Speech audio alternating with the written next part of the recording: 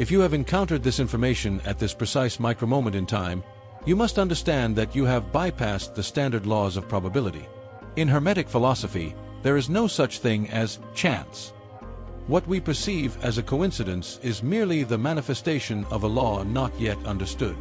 You have been guided here by the frequency of Thoth, the Atlantean priest-king, the Egyptian scribe of the gods, and the eternal master of the Hermetic arts. Your soul has reached a point of critical resonance.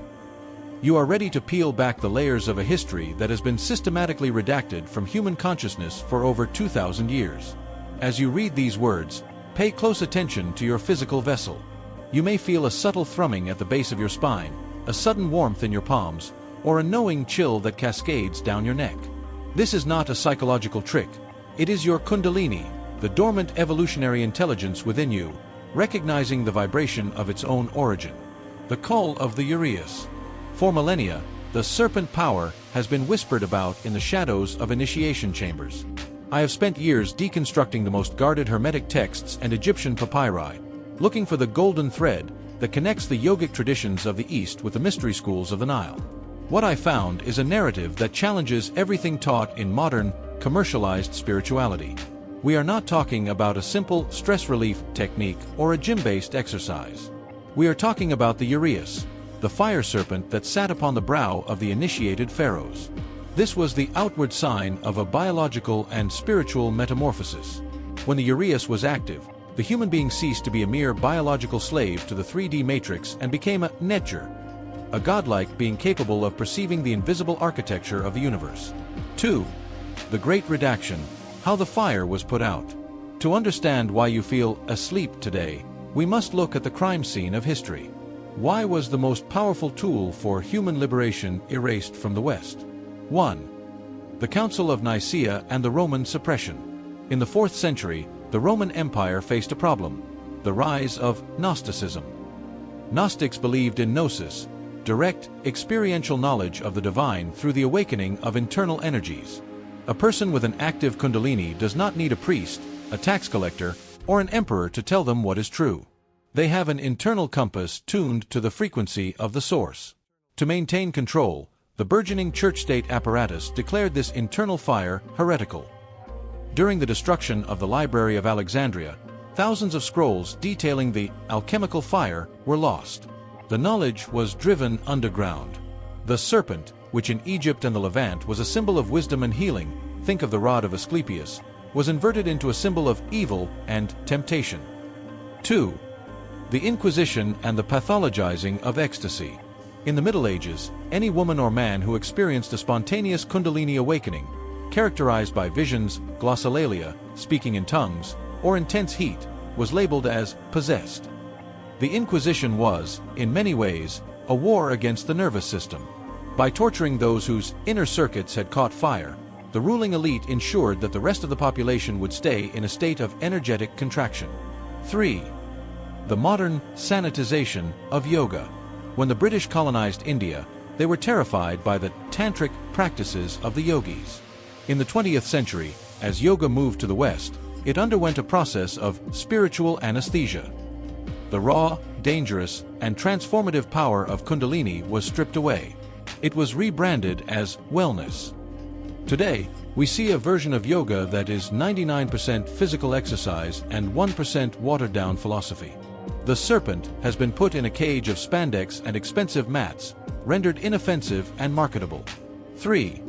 The hermetic nature of Kundalini, intelligence in the bone. According to the papyri of Hermopolis, Kundalini is not just energy. Energy is blind. Kundalini is conscious intelligence. Thoth describes it as a fragment of the first fire, implanted into the human temple at the moment of the first incarnation. The principle of correspondence, as above, so below. In the Hermetic tradition, the human spine is the microcosmic axis. Just as the Milky Way has a central core of light, your spine has the Sushumna, the central channel.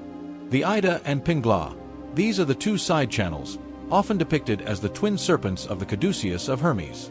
They represent the duality of our reality, male/female, solar/lunar, analytical/intuitive. The awakening. When these two polarities are balanced through Hermetic breathwork, the serpent at the base, the root, is startled into wakefulness. It begins its ascent, not just through the body, but through the dimensions of consciousness. The neurobiology of the God brain. Modern science is finally naming what Thoth knew. An authentic Kundalini awakening triggers the vagus nerve, the longest nerve in the body, which connects the brain to the gut and the heart. As the energy rises, it stimulates the pineal gland, the eye of Horus. Hermetic texts suggest that this gland contains piezoelectric crystals. When the pressure of the rising Kundalini hits these crystals, they generate an electrical charge. This causes the brain to produce DMT, dimethyltryptamine, and other neurochemicals that expand the bandwidth of human perception. Suddenly, the unseen world becomes as visible as the room you are sitting in. 4. The dangers of the unprepared temple. Thoth was very clear: the fire does not care if the house is ready. If a high-voltage current is sent through a wire designed for a 12-volt battery, the wire will melt. The Kundalini crisis. Many people today seek instant awakening through substances or extreme techniques. Without the hermetic purification of the vessel, this can lead to neurological overload, sensory hypersensitivity where light and sound become painful, psychological fragmentation. The ego cannot handle the sudden influx of multidimensional data and collapses. Physical inflammation. The body cooks because the energetic channels, nadis, are blocked by emotional trauma and toxins. This is why Thoth's protocols, the 7 steps of alchemy, are essential. We must move from calcination, burning away the ego, to coagulation, becoming a new, crystalline being. V. The New Age protocols, preparing for the Great Activation. We are now in the window of the Great Convergence. The Earth's magnetic field is weakening, and the Schumann resonance is fluctuating. These cosmic conditions are making it easier than ever for the Kundalini to rise. Phase 1. The alchemical cleansing, 7 days. Before touching the fire, you must clear the smoke. Observation of the breath. For 7 days, do not change your breath. Simply watch it. Thoth taught that the breath is the string that leads back to the source. By watching it, you are showing your Kundalini that you are finally paying attention. Signs to watch for. You may experience kriyas, spontaneous twitching or deep sighs. This is your nervous system dropping old trauma to make room for the light. Phase 2. Tuning the 7 portals, the chakras. Each chakra is a seal on a tomb. To wake the serpent, the seals must be broken in order. The root, Muladhara the anchor.